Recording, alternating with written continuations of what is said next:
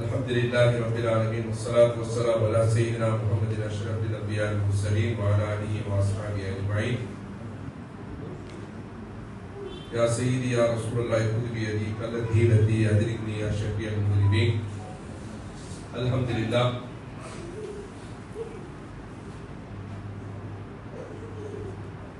அல்லாஹ்வுடைய கிருபையினால அசல் தொழுகை ஜமாத்தோட இந்த சூறாவில் தொழுதுட்டு சிறப்பான அஜ்மீர் நாயகத்துடைய மௌலிது ஷரீஃபை ஓதி முடித்து யாசின் ஓதி இறுதியாக சிறு சொற்பொழிவு நிகழ்வில் நாம் எல்லாம் அமர்ந்திருக்கின்றோம். கண்ணியத்திற்கும் மரியாதைக்கும் அன்புக்கும் உரிய இந்த சூறாவினுடைய இமாம் உஸ்தாத் ஜாஃபர் அவர்களே மற்றும் கண்ணியத்திற்குரிய உஸ்தாத்மார்களே, அன்புக்கும் பாசத்திற்குரிய இந்த சூறாவினுடைய தலைவர் சகோதரர் பாசத்திற்குரிய சகோதரர் ஹலீம் அவர்களே மற்றும் பாசத்திற்குரிய சகோதரர் அஸ்லம் அவர்களே, மூத்த ஹாஜிகளான ஹாஜி இக்பால் அவர்களே, நம்முடைய செவிக்கு இனிமை சேர்த்த பாடகர், மலேசியாவினுடைய சிறப்பு பாடகர், நாளறிந்த நாவலர் பாடகர் ஹாஜி அவர்களே, மற்றும் இங்கே வருகை தந்திருக்கக்கூடிய பெரியோர்களே, சகோதர சகோதரிகளே, சுருக்கமா குறுகிய நேரத்தில் சில கருத்துக்களை உழைத்தால் வெற்றி உறுதி அப்படிங்கிற தலைப்புல ஒரு சில கருத்துக்களை மட்டும் உங்களிடத்தில் எனக்கு கொடுக்கப்பட்ட நேரம் 20 நிமிடம், 7 மணிக்குள் ஏறக்குறைய முடித்துவிட்டு எங்க மதசாமிலே இன்னைக்கு மகளிருக்கு அப்புறம் மஜ்லிஸுக்கு உங்களுக்கு தெரியும் மாதம் ஜும்மா வியாழக்கிழமை இன்ஷா அல்லாஹ். அதனால அந்த கொடுக்கப்பட்ட நேரத்தில் உழைத்தால் வெற்றி உறுதி. முதலாவது அஜ்மீர் ஹாஜா நாயகத்துடைய மௌலிதை நாம் ஓதினோம். அவங்க எப்படிப்பட்டவங்க? சாதாரண மனிதர் இல்ல, மனித புனிதர். நபி ஸல்லல்லாஹு அலைஹி வஸல்லம் ஹதீஸ்ல சொல்றாங்க, உங்களால ஒரே ஒருத்தருக்கு மட்டும் ஈமானுக்கு ஹிதாயத்துக்கு நசீபு கிடைச்சா, நம்ம ஒருத்தருக்கு வழிகாட்டுறோம், தவா பண்றோம், ஒரு இஸ்லாம் அல்லாத சகோதரர்களை இஸ்லாத்துல சேர்க்கிறதுக்காக வேண்டி அவருக்கு ஈமான் வரணும் அப்படிங்கிறதுக்காக வேண்டி அவர்கிட்ட நம்ம நல்ல உபதேசங்களை சொல்லி இஸ்லாத்தை பத்தி எடுத்து சொல்லி நம்ம சொல்வதன் மூலமா அவர் இஸ்லாத்துல வந்துட்டாருன்னு சொன்னா, இதுக்கு நபி ஸல்லல்லாஹு அலைஹி வஸல்லம் சொல்றாங்க, இதுக்கு நமக்கு கிடைக்கக்கூடிய இந்த பரிசு என்ன தெரியுமா? இந்த உலகத்துல உள்ள எல்லா பொருட்களும் கிடைக்கிறத விட உங்களால் ஒருத்தர் இஸ்லாத்துல வந்துட்டா அது மிகப்பெரிய பாக்கியம். இந்த உலகத்தில் உள்ள எல்லா பொருட்களும் உங்களுக்கு கொடுத்தா எந்த ஒரு மதிப்பு ஒரு கண்ணியம் கிடைக்குமோ அதை விட அதிகமான நன்மை ஒருத்தர் உங்க மூலமா இஸ்லாத்துல வந்ததுக்கு கிடைக்கக்கூடிய நன்மை பாக்கியம். நபி ஸல்லல்லாஹு அலைஹி வஸல்லம் சொல்றாங்க, ஒரே ஒருத்தருக்கு நம்ம மூலமா ஹிதாயத்து கிடைச்சி இஸ்லாத்துல வந்துட்டா பாருங்க. இப்ப அஜ்மீர் நாயகத்துடைய மௌலிது ஓதுறோம். அவங்களுடைய கடுமையான உழைப்பால், அவங்களுடைய கடுமையான முயற்சினால் ஒருத்தர் இல்ல, 2 பேர் இல்ல, 1 கோடி பேர், 95 லட்சம் பேர் உருவாக்கிறது கட்டாய கடமை அப்படின்னு சொல்லி நபி ஸல்லல்லாஹு அலைஹி வஸல்லம் ஹதீஸ்ல சொல்றாங்க. ஹலாலான சம்பாத்தியத்துக்கு ஹலாலான உழைப்பு அவசியம் அப்படின்னு நபி ஸல்லல்லாஹு அலைஹி வஸல்லம் வலியுறுத்துறாங்க. அதனாலதான் ஜும்மா தொழுது முடிச்சுட்டா, ஃபைதா குதியத்தி ஸலாத்து ஃபன்தஷிரு ஃபில் அர்தி வப்தகு மின் ஃபضலில்லாஹ். ஜும்மா தொழுகைக்காக வேண்டி அழைப்பு கொடுக்கப்பட்டா, பாங்கு சொல்லப்பட்டா, வியாபாரத்தை விட்டுருங்க, வேலையை விட்டுருங்க, தொழுகைக்காக வேண்டி விரைந்து வாங்க. அல்லாஹ் சொல்றான் குர்ஆன்ல, அல்லாஹ் சொல்றான் சூரத்துல் ஜும்மாலே அந்த ஜும்மாங்கிற பேர்லயே ஒரு சூரா இருக்கு. அந்த சூறாவில் அல்லாஹ் சொல்லும் போது, ஜும்மாவுக்கான பாங்கு அழைக்கப்பட்டால், தொழுகைக்கு அழைப்பு விட்டா நீ என்ன செய்யுங்க, வியாபாரத்தை வேலையை எல்லாத்தையும் விட்டுருங்க, தொழுகைக்கு ஃபஸ்அவு இலா திக்ரில்லாஹி வ தருல் பைஅ, விரைவா வாங்க, தொழுகையில கலந்துக்கங்க, குதுபாவுல கலந்துக்கங்க. அதே ஜும்மாவுடைய தொழுகை முடிஞ்சிருச்சுன்னா பள்ளிவாசல்லையே உட்கார்ந்து இருக்காதீங்க, பள்ளிவாசலையே இருக்காதீங்க. ஃபைதா குதியத்தி ஸலாத்து, ஜும்மா தொழுகை முடிஞ்சிருச்சுன்னு சொன்னா, ஃபைதா குதியத்தி ஸலாத்து ஃபன்தஷிரு ஃபில் அர்தி, பூமியில பல பாகங்களை பிரிஞ்சு போங்க. வப்தகு மின் ஃபضலில்லாஹ், அல்லாஹ்வுடைய ஃபضலை தேடுங்க, உழைப்பு செய்யுங்க, முயற்சி செய்யுங்க, உழைச்சு சம்பாதிக்கிறதுக்கு முயற்சி செய்யுங்கன்னு அல்லாஹ் தஆலா இந்த ஆயத்துல சொல்றான். அப்போ உழைப்பு எவ்வளவு ரொம்ப முக்கியமானதுங்கிறத இந்த அல்லாஹ்வுடைய இந்த ஜும்மாவுடைய இந்த வசனம் நமக்கு எடுத்துக்காட்டுது. நபிமார்களை எடுத்துக்கிட்டீங்கன்னு சொன்னா எல்லா நபிமார்களும் உழைக்கிறதுக்கு ரொம்ப முக்கியத்துவம் கொடுத்தாங்க. எந்த நபியுமே சும்மா உட்கார்ந்துக்கிட்டு அவங்க சாப்பிடல. எல்லா நபிமார்களும் உழைப்பு செஞ்சாங்க. ஒவ்வொரு நபியுடைய வரலாற்றை எடுத்து பார்த்துங்க. தாவூத் அலைஹிஸ்ஸலாம் கொள்ளரா இருந்திருக்காங்க.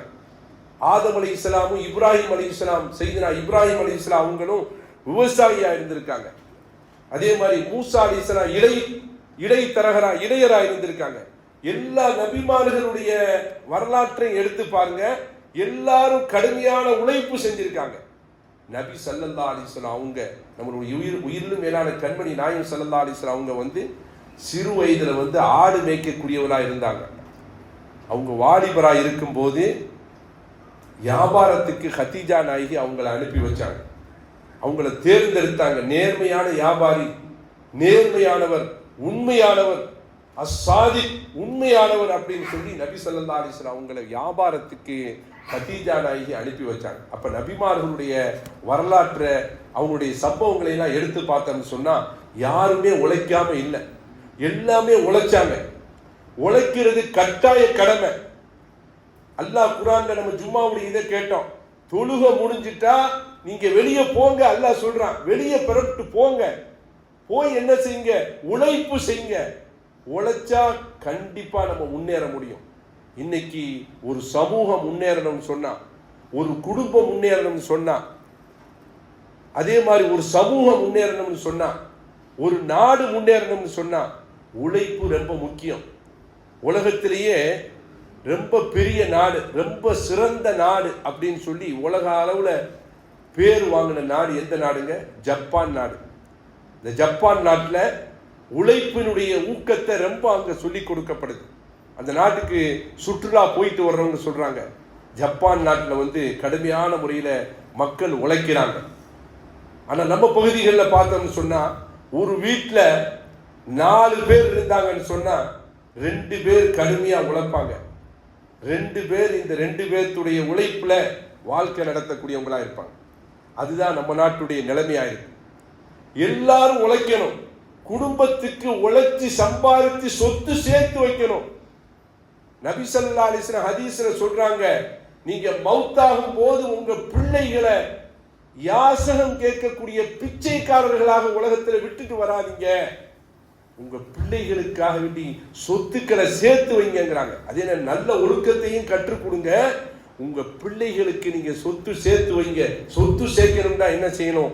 உழைக்கணும். கடுமையான முறையில உழைக்கணும்.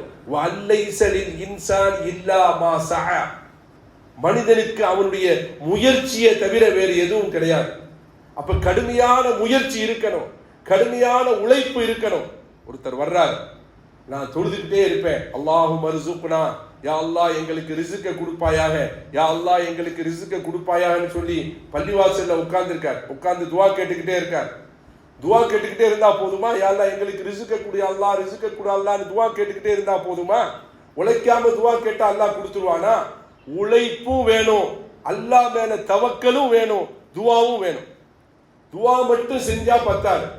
துவா மட்டும் இருக்கிற இடத்துல இருந்து பள்ளிவாசல்ல உட்கார்ந்து துவா செய்யறோம், யா அல்லாஹ் அல்லாஹும்ம ர்ஸுக்னா அல்லாஹும்ம ர்ஸுக்னான்னு துவா கேட்டுக்கிட்டே இருக்கோம்.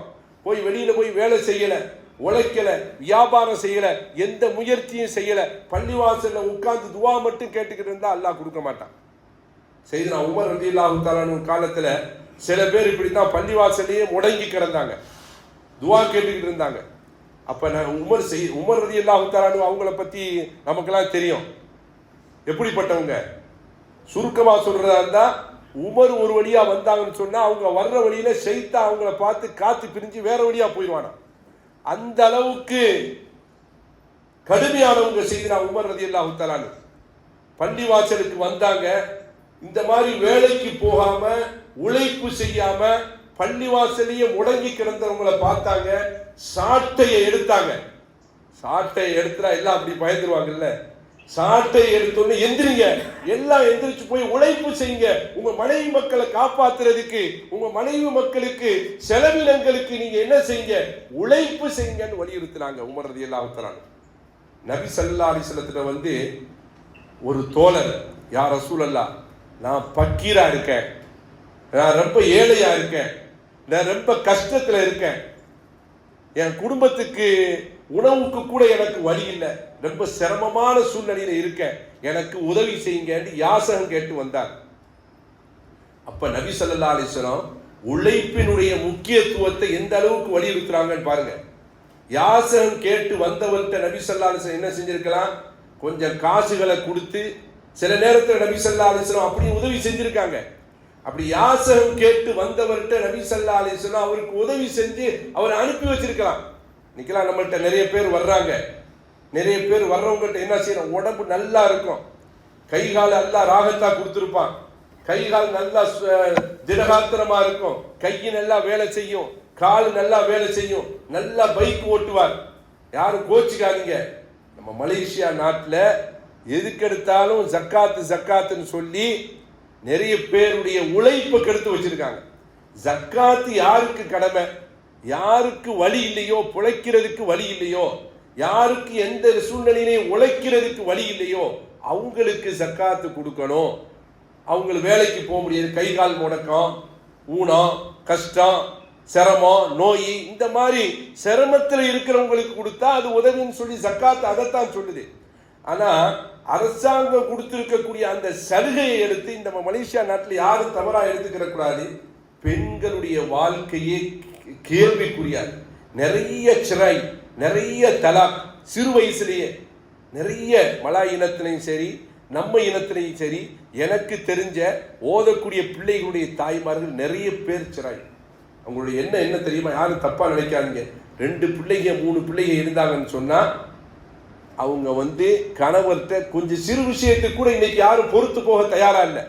ஒரு சின்ன விஷயம் கணவன் மணிக்கு இல்லை, சின்ன விஷயத்துக்கு கூட பிரச்சனை வரும், அதுக்கு கூட சகிப்புத்தன்மை சபர் இல்லாம இன்னைக்கு தலாக்கு போய் கோர்ட்ல போய் கேஸ் நடத்தி எப்படியாவது அவங்க வந்து சிராய் தலாக்கு வாங்கிறாங்க. அவங்களுடைய என்ன காலம் உள்ள இப்படியே இருந்துருவான், வாழ்க்கை தேவையில்லை, கணவன் மனைவிங்கிற அந்த வாழ்க்கை தேவை. 2 பிள்ளைங்க இருக்கா, ஜக்காத்துல பூசாட் ஜக்காத்துல அப்ளை பண்ணா இந்த பெண் விதவையான பெண் சொல்லி அந்த பெண்ணுக்கு ஒரு உதவித்தொகை வரணும் சொல்றாங்க. நம்மகிட்ட வந்து கேள்விப்படுறோம், யாரும் தவறா, நான் யாரையும் தவறா சொல்லல, பெண்ணுக்கு உதவித்தொகை, பிள்ளைகளுடைய படிப்பு வரைக்கும் பிள்ளைகளுக்கு உதவி. அப்புறம் என்ன கணவர் எதுக்கு தேவை, அப்படி என்ன கணவர் எதுக்கு தேவை? அதே மாதிரி நல்ல வேலை செஞ்சுக்கிட்டு இருப்பாங்க, நல்ல வேலை செஞ்சுக்கிட்டு இருப்பாங்க, நல்ல உடம்பு உழைக்கிறதுக்கு நல்ல தெம்பு அல்லாஹ் கொடுத்துருக்கான், நல்ல உடல் திரகாத்திறனை கொடுத்துருக்கான், நல்ல வேலை செய்யலாம், நல்ல உழைப்பு செய்யலாம். அவங்க என்ன செய்ய மாட்டாங்க, அந்த உழைப்பு சோம்பேறித்தனம் உழைப்பை விட்டுறது. ஜக்காத்தில் போய் எனக்கு ஒன்றும் வேலைக்கு வழி இல்லை. நிறைய பேரை நான் கேள்விப்படுறேன், கேட்கும்போது என்னங்க என்ன வேலை செய்றீங்க, இல்லை நமக்கு ஜக்காத் வருது, மாசம் மாசம் உதவித்தொகை வருது. இது அல்லாஹ் வந்து இதை விரும்புறானா? ஜக்காத்து யாருக்குங்க? அதனாலதான் வந்து தவறா நினைச்சிக்க கூடாது. இந்த ரமலான்ல வந்து மதரசாக்கள்ல நம்ம பந்துவாண்டு கொடுக்குறோம்ல, நம்ம மதரசாவில் இங்க இருக்கிறவங்க எல்லாரும் நம்ம மலேசியா நாட்டில் இருக்கு, இங்க கேஎல்ல ஒரு 50-60 மதரசா இருக்கு. அந்த ஜக்காத்து கொடுக்குறவங்க, ஜக்காத்து கொடுக்குற ஜக்காத்துன்னு தான் அதை சொல்லி கொடுக்குறவங்க உதவி செய்யறவங்க நல்ல எண்ணத்துல கொடுக்குறாங்க. ஆனா என்ன செய்யறாங்க, இந்த உதவி வாங்குறவங்க இந்த மதரசாவில் வாங்குறவங்க தான் அடுத்த மதரசாவில் அங்கேயும் போய் வாங்குவாங்க, அடுத்து அங்க இப்படி லிஸ்ட் போட்டு வச்சுக்கிறாங்க. நான் அவங்கள நீங்க போய் அந்த பந்துவான் வாங்காதீங்கன்னு உங்களை தவறா சொல்லலை. ஜக்காத்து கொடுக்குறவங்கள்ட்டையே, எங்க மதரசாவிலேயே கொடுக்க வர்றவர்கிட்டயே நான் என்ன சொல்லுவேன், இந்த மாதிரி ஒரு 100 வெள்ளியா பிரிச்சு கொடுக்கறதுக்கு நீங்க ஒரு 10,000 வெள்ளி நியத்து பண்ணியிருந்தீங்கன்னா அதுல ஒரு 4 பேரை மட்டும் தேர்ந்தெடுங்க. 4 பேரை தேர்ந்தெடுத்து 2000 வெள்ளிக்கு அவனுக்கு வியாபாரத்துக்கு சாமான வாங்கி கொடுங்க. 2 வருஷத்துல நீ ஜக்காத்து கொடுக்கக்கூடியவனா வரணும், உழைப்பு செய்யணும், முயற்சி செய்யணும். நீ வியாபாரம் பண்ணு, நீ முயற்சி செய்ய. அல்லாஹ் உனக்கு திரகாத்திரை கொடுத்திருக்கான், அல்லாஹ் உனக்கு வலிமையை கொடுத்திருக்கான், உடல் ஆரோக்கியத்தை கொடுத்திருக்கான், உழைப்பு செய். உழைப்பினுடைய முக்கியத்தை நம்ம சொல்லணும். அது சொல்லாததுனால அப்படி நம்ம வழி செஞ்சுட்டோம்னு சொன்னா ஒரு 2 பேத்துக்கு ஒருத்தர் ஒரு 10,000 வெள்ளி கொடுக்குறாருன்னு வைங்க, ஒரு 2 பேத்துக்கு அதை பிரிச்சு கொடுத்து, இந்தாப்பா நீ வந்து காசை கையில கொடுக்க மாட்டேன், காசை கொடுத்தோம்னு சொன்னா செலவு பண்ணிடுவாங்க. உனக்கு வியாபாரத்துக்கான வஜீஃபத்துக்கான வழியை காட்டுற, நீ என்ன வியாபாரம் பண்ணு, உனக்கு என்ன திறமை இருக்கு, முதல்ல அவருடைய திறமையை நம்ம கேட்கணும். உன்னால என்ன உழைப்பு செய்ய முடியும், என்ன ஆற்றல் இருக்கு, உனக்கு என்ன திறமை இருக்கு சொல்லுன்னு சொல்லி அவருடைய திறமையை கேட்டு அந்த திறமையின் அடிப்படையில் அவருக்கு வழிகாட்டி, அவருக்கு வியாபாரத்துக்கோ அல்லது வேலைக்கோ ஒரு வழிகாட்டணும் சொன்னா அவர் டெய்லி உழைப்பு செய்வார், டெய்லி வியாபாரம் செய்வார். ஒரு வருஷத்துல அல்லாஹ் நாடுனா, அல்லாஹ் கிருபை செஞ்சா இந்த வருஷம் ஜக்காத் வாங்கினவர் அடுத்த வருஷம் அவர் ஜக்காத்து கொடுக்கக்கூடியவரா? எத்தனையோ பேர் நம்ம கேள்விப்படுறோம். இப்படி ஊர்ல கூட இந்த மாதிரி டெஸ்ட் மாதிரி அமைச்சு இந்த மாதிரி உதவி செய்யறாங்க. அப்படிப்பட்ட ஒரு இது நம்ம நாட்டிலையும் வரணும். ஆக உழைப்பு ரொம்ப முக்கியம். அங்க யாசகம் கேட்டு வந்தவர்கிட்ட நபி ஸல்லல்லாஹு அலைஹி வஸல்லம் விரும்பி இருந்தா அவருக்கு உதவி செஞ்சு அவரை அனுப்பி வச்சிருக்கலாம். அப்ப நபி ஸல்லல்லாஹு அலைஹி வஸல்லம் என்ன செஞ்சாங்க, ஏப்பா இங்க வா, உங்ககிட்ட வீட்டுல என்ன இருக்குன்னாங்க. யா ரசூலுல்லாஹ், என்னுடைய வீட்டுல 2 சாமான் தான், ஒன்னு பாத்திரம், இன்னொன்னு போத்திக்கிற, படுக்கும் போது நான் போத்திக்கிறதுக்கு வச்சிருக்கக்கூடிய ஒரு போர்வை, இந்த 2 சாமான் தான் இருக்கு யா ரசூலுல்லாஹ் நீ சொன்ன. அதை கொண்டு வா, அதை கொண்டு வர சொன்னாங்க நபி ஸல்லல்லாஹு அலைஹி வஸல்லம். சபையில மஜ்லிஸ்ல வச்சாங்க, அதை ஏல விட்டாங்க. இதை யார் ஏலத்துக்கு எடுக்கிறாங்க? ஒரு தோழர் இதை நான் 1 திரகத்துக்கு எடுத்துக்கிறேன்டார். இன்னொரு தோழர் இதை நான் 2 திரகத்துக்கு எடுத்துக்கிறேன்னு இன்னொரு சஹாபி சொன்னார். அந்த 2 திரகத்துக்கு எடுத்துக்கிறேன்றவர்கிட்ட கொடுத்துட்டு 2 திரகத்தை வாங்கி யார் யாசகம் கேட்டு வந்தாரோ அந்த சஹாபிட்ட, அந்த தோழர்கிட்ட, இந்த 2 திரகத்தை வச்சுக்க, இதுல 1 திரகத்தை உன்னுடைய குடும்பத்துக்கு செலவுக்கு கொடுத்துரு, அவங்களுக்கு குடும்ப செலவுக்கான ஜாமான்களை வாங்கி கொடுத்துரு, இன்னொரு திரகத்தை வச்சு ஒரு கோடாலி வாங்கிக்குவான்னு சொன்னாங்க. பிரபலியமான சம்பவம் தான், உங்களுக்கு தெரியும். இந்த உழைப்பு சம்பந்தமான தலைப்பு இருக்கிறதுனால அதை நான் சொல்லி வரேன், எல்லாத்துக்கும் தெரிஞ்ச விஷயம்தான். அப்போ இன்னொரு திரகத்துல கோடாலி வாங்கிட்டு வர சொன்ன அவருக்கு கோடாலி வாங்கிட்டு வர்றாரு. நபி ஸல்லல்லாஹு அலைஹி வஸல்லம் பொன்னால அவங்களுடைய கரத்துல அந்த கோடாலிக்கு பிடிய செஞ்சு அதை சரியா மாட்டி கொடுத்து, இந்தா நீ போய் விறகு வெட்டி நல்லபடியா சம்பாதிச்சு பொழைச்சுக்க, உழைப்பு செய், நீ உழைச்சு பொழைச்சுக்க நபி ஸல்லல்லாஹு அலைஹி வஸல்லம் சொல்றாங்க. உழைச்சு பொழைச்சுக்க. இன்னைக்கு ஊர்ல எல்லாம் என்ன செய்வாங்க, ஜமாத்துகள் எல்லாம் ஏதாவது கேட்டா லெட்டர் கொடுத்து நீ அங்க போய் வசூல் பண்ணிக்க, நீ இங்க போய் வசூல் பண்ணிக்க, இதான் உழைப்பு. நமது சமுதாயம் முன்னேறாமல் போனதற்கு காரணம் உழைப்பு இல்லாததால் தான். உழைப்பு ரொம்ப முக்கியம். நல்ல தலைப்பான ஹலீமோ சலீமோ நம்ம அஸ்லம் அவங்களும் தேர்ந்தெடுத்திருக்காங்க இந்த புது வருஷத்துல. உழைத்தால் வெற்றி உறுதி, உழைச்சாதான் வெற்றி. உழைச்சு பாருங்க நபி ஸல்லல்லாஹு அலைஹி வஸல்லம். அப்ப அந்த தோழர்கிட்ட அந்த கோடாரிக்கான புடியை கொடுத்தாங்க, செஞ்சு கொடுத்தாங்க. அவர் வாங்கிட்டு போறாரு, போய் கடுமையா உழைச்சாரு, விறகு வெட்டி சம்பாதிச்சார். 15 நாள் நபியை பார்க்க வரல. 15 நாளைக்கு அப்புறம் சந்தோஷமா 10 திரகத்தை எடுத்துட்டு வர்றாரு. யா ரசூலல்லாஹ், நீங்க கோடாலி வாங்கிட்டு வர சொன்னீங்க, அந்த திரகத்துல ஒரு திரகத்துல வாங்கிட்டு வந்து கொடுத்தேன். நான் போய் 15 நாள் உழைச்சேன். 15 நாள் எனக்கு பரக்கத்தான வருமானத்தை அல்லாஹ் கொடுத்தான். என் குடும்பத்துக்கு நல்லா செலவு பண்ணது போக இந்த 10 திரகம் மிச்சம் யா ரசூலுல்லாஹ்னு சொன்னோம். அவரை பாராட்டுனாங்க நபி ஸல்லல்லாஹு அலைஹி வஸல்லம். அல்லாஹ் உன்னை பாதுகாத்துட்டான். யாசகம் கேட்டுக்கிட்டே இருந்தீண்டா, நாளைக்கு மறுமை நாளையில அல்லாஹ்வை நீ சந்திக்க வரும்போது உன்னுடைய முகத்துல கருப்பு புள்ளி விழுந்த நிலையில, கருத்த நிலையில, முகம் கருத்த நிலையில அல்லாஹ்வை நீ பார்க்க வேண்டிய சூழ்நிலை ஏற்பட்டிருக்கும். யாசகம் கேட்கக்கூடியவர் நாளை மறுமை நாளையில அல்லாஹ்வை சந்திக்க வரும்போது முகம் கருத்த நிலையில, முகத்தில் கருப்பு புள்ளி விழுந்த நிலையில் வருவார்னு சொல்லி நபி ஸல்லல்லாஹு அலைஹி வஸல்லம் எச்சரிக்கை செஞ்சிருக்காங்க. அப்ப உழைப்பு எந்த அளவுக்கு முக்கியம் அப்படிங்கிறத நம்ம இந்த சம்பவங்கள்ல இருந்து நம்ம எடுத்துக்காட்டா இன்னைக்கு கொடுத்திருக்கக்கூடிய இந்த தாஜு உழைப்பு அது நம்ம இந்திய முஸ்லீம் சமூகத்துக்கு மிக மிக முக்கியம் அப்படிங்கிறத இந்த சம்பவங்கள்ல இருந்து நம்ம எடுத்துக்காட்டோம். யார் உழைப்பு செய்யல? எல்லாரும் கடுமையா உழைச்சாங்க. நபி ஸல்லல்லாஹு அலைஹி வஸல்லம் ஒரு தோழர் உழைப்பு செய்ததன் மூலமா அவருடைய கைகள் எல்லாம் காப்பு காய்ச்சி ரத்தமா காப்பு காய்ச்சி. சில பேரை பார்த்துருப்பீங்க, சில பேர் நான் பார்த்துருக்கேன். ஊர்ல திருப்பூர்னு ஊர் இருக்கு, நாங்க அந்த ஊர்ல தான் சிராஜ் முனீர் மதரசா. அந்த ஊர் மக்கள் என்ன செய்யறாங்க தெரியுமா, கட்டிங், இந்த பனியன், இந்த தொழில் தான் அந்த ஊர்ல. நம்ம முஸ்லீம்கள் நிறைய பேர் இந்த பனியன் தொழில் கம்பெனி, சிறு சிறு கம்பெனிகள், பெரிய பெரிய கம்பெனிகள்லாம் அந்த ஊர்ல வச்சிருக்காங்க. அப்ப அந்த ஊர் மக்கள் என்ன செய்யறாங்க சொன்னா, கட்டிங் அவங்களுடைய வேலை. சிறு உழைப்பாளிகள் வாரத்துக்கு 6 நாள் திங்கக்கிழமையிலேருந்து சனிக்கிழமை வரைக்கும் அவங்களுக்கு வேலை. சனிக்கிழமை சாயந்தரம் அவங்களுக்கு வாரத்தில் ஒரு நாள் சம்பளம் கொடுத்துருவாங்க.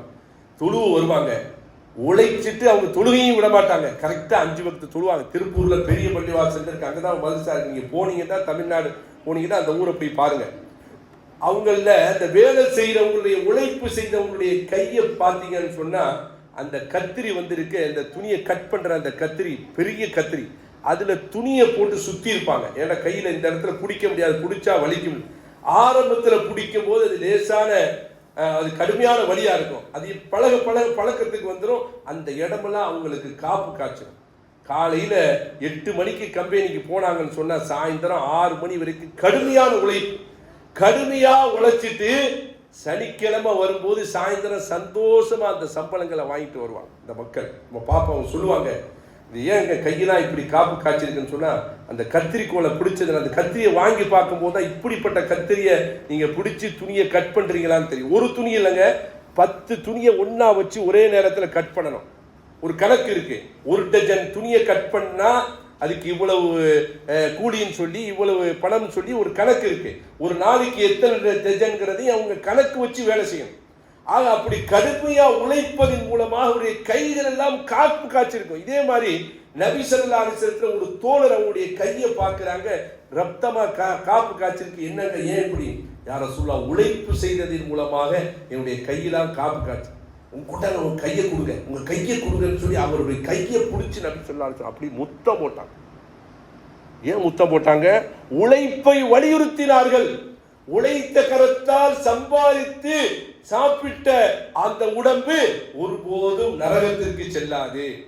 ஹலாலை சாப்பிட வேண்டும், ஹலாலான உழைப்பு வேண்டும். ஹலாலான உழைப்பு இல்லை என்று சொன்னால் நரகத்துக்கு தான். நபி ஸல்லல்லாஹு அலைஹி வஸல்லம் உழைக்கணும், அது ஹலாலான.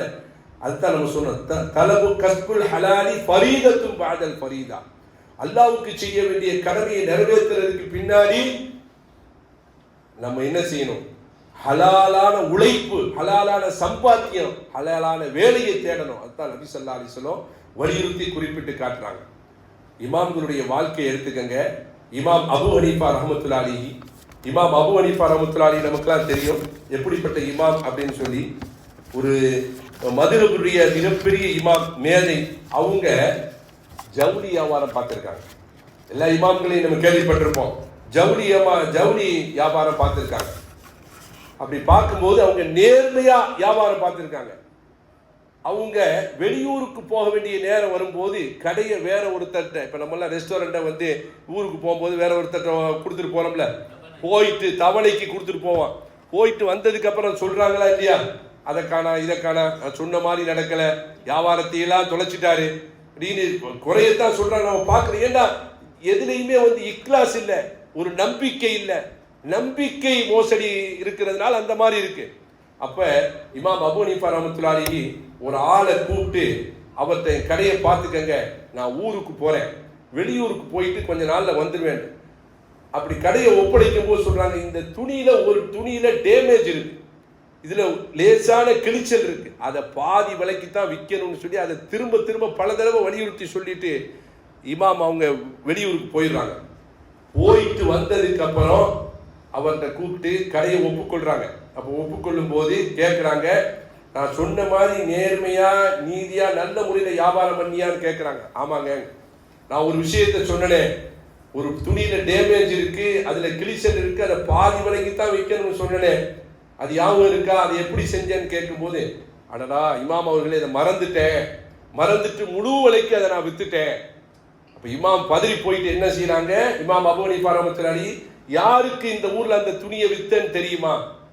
யாருக்கு வித்தன்னு அவருக்கு எப்படி தெரியும்? எத்தனையோ பேர் கடைக்கு வருவாங்க, யாருக்கு அவர் அந்த துணியை டேமேஜான துணியை வித்திருப்பாருன்னு தெரியாது. இப்போ இமாம் அபு ஹனீஃபா ரஹ்மத்துல்லாஹி அலைஹி, என்னைக்கு நீ வியாபாரத்தை ஒப்புக்கொண்டியோ அன்னையிலிருந்து இன்னைக்கு வரை உள்ள வியாபாரம் செஞ்ச கல்லாவுடைய வியாபாரம் செஞ்ச அத்தனை காசுகளை எடுத்து சதக்கா பண்ணிட்டாங்க. எந்த அளவுக்கு ஒரு பேணுதல் பாருங்க. அந்த துணிக்குள்ள அளவுக்கு மட்டும் எடுத்து அதை சதக்கா பண்ணிட்டு அது போதும்.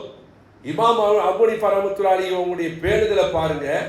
வியாபாரத்தை எப்ப விட்டு கொடுத்துட்டு போயிட்டு வந்து திரும்ப எப்போ ஒப்புக்கொண்டாங்களோ அது வரைக்கும் செஞ்ச வியாபாரத்துல கல்லாவில் விழுந்த அத்தனை காசுகளை எடுத்து சதக்கா பண்ணிட்டாங்க. ஏண்டா ஒரு சின்ன ஒரு பெரிய ஹலாலோட ஒரு சின்ன ஹராம் கலந்துட்டாலும் அத்தனை ஹராம் ஆயிரும் சொல்லி போட்டு இமாம் அபூ ஹனீஃபா ரஹ்மத்துல்லாஹி என்ன செஞ்சாங்க, அத்தனையும் அல்லாஹ்வுடைய பாதையில சதக்கா பண்ணிட்டாங்க, தர்மம் பண்ணிட்டாங்கன்னு சொல்லி வரலாறு வந்து உங்களுக்கு இமாம்களுடைய வரலாறுலாம் நமக்கு இந்த மாதிரி சொல்லி காட்டுது. அப்ப ஹலால் வந்து ரொம்ப முக்கியம். இன்னைக்கு உழைப்பு ரொம்ப முக்கியம், ஹலால் ரொம்ப முக்கியம். அந்த அடிப்படையில நம்ம பிள்ளைகளுக்கு வந்து நான் என்ன சொல்ல வரேன்டா, முடிவுரைக்கு வந்துட்டேன், நானும் சூறாவுக்கு போனோம். நம்ம பிள்ளைகளுக்கு நம்மளுடைய உழைப்பினுடைய முக்கியத்துவத்தை இந்த ஆண்டுல 2026 ஆண்டுல நம்ம பிள்ளைகளுக்கு நிறைய செல்வத்தை கொடுக்கிறோம், பாசத்தை பொழிகிறோம், அன்பை பொழிகிறோம். ஆனா நம்ம பிள்ளைகளை அந்த ஒரு காலம் இருந்துச்சு.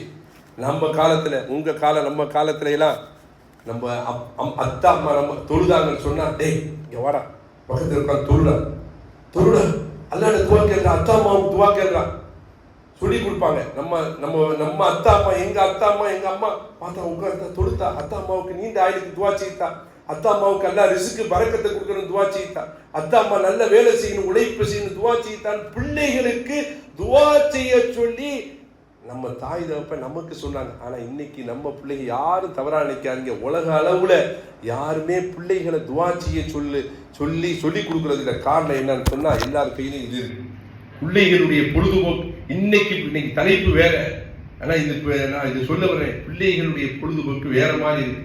ஸ்கூலுக்கு போயிட்டு வர்றாங்களா, காலேஜ் கல்லூரிக்கு போயிட்டு வந்ததுக்கு அப்புறம் அவங்களுக்கு எல்லா வீட்லயும் பிள்ளைகளுக்கு தனி ஒரு ரூம், வீடு கட்டும் போதோ வீடு வாடகைக்கு இருக்கும் போதோ அந்த பிள்ளைகள் தான் முடிவு செய்யுது. இன்னைக்கு பிள்ளைகள் தான் முடிவு செய்தாங்க. நபி ஸல்லல்லாஹு அலைஹி வஸல்லம் சொல்றாங்க, கியாமத் நாள் நெருக்கத்துல தலிதல் அமது ரப்பத்தஹன்னு சொன்னாங்க. என்ன இந்த ஹதீஸுடைய கருத்து என்ன தெரியுமா? கியாமத் நாளுடைய நெருக்கத்துல ஒரு பெண்மணி தன்னுடைய எஜமாட்டியை பெற்றெடுப்பாள். அப்படின்னா என்ன அர்த்தம்? பிள்ளைகள் தான் இன்னைக்கு எஜமான், அத்தா அம்மா முடிவு செய்யறது இல்ல, பிள்ளைகள் தான் முடிவு செய்து இன்னைக்கு நான் இந்த ரூம்ல தான் இருப்பேன், எனக்கு இந்த ரூம் ஒதுக்கி விட்டுருங்க, நான் தனியா தான் படுப்பேன். நிறைய பிள்ளைங்க ஃபங்க்ஷனுக்கு கூட இன்னைக்கு யாரும் வர்றதில்லை, தனியா இருந்தா போதும், அவங்க கையில போன் இருந்தா போதும். அப்ப பிள்ளைகளுக்கு அத்தா அம்மாவுடைய உழைப்பினுடைய முக்கியத்துவம் தெரியாம பிள்ளைகள் வளர்க்கப்படுறாங்க.